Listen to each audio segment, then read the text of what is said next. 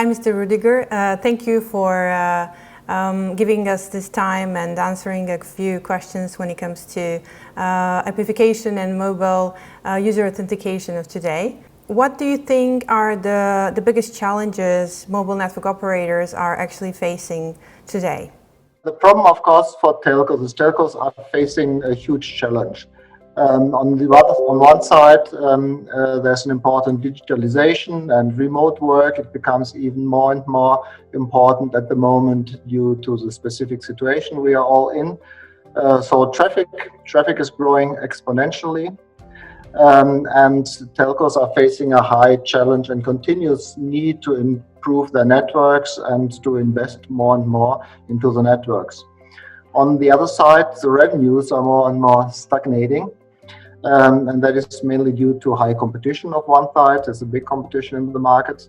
And on the other side, revenue streams like roaming are disappearing mainly due to regulation, due to voice over IP usage and Wi-Fi, of course, abroad. So revenues are stagnating and investments are still very high.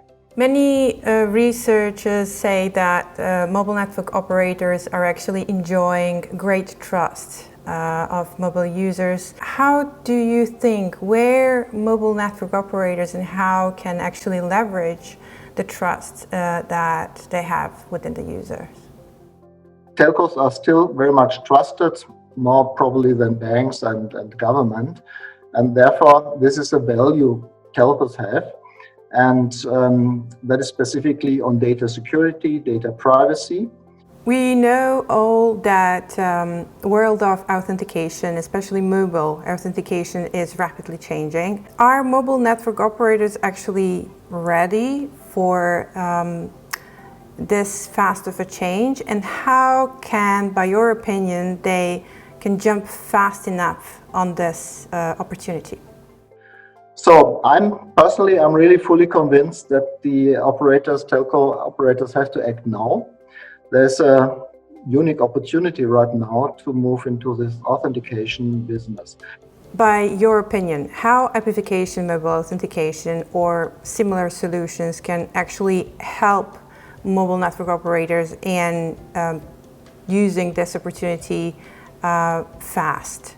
Amplification brings really a nice ecosystem to the operators. Amplification is not just a single solution, but it brings a complete ecosystem of established payment regime as well.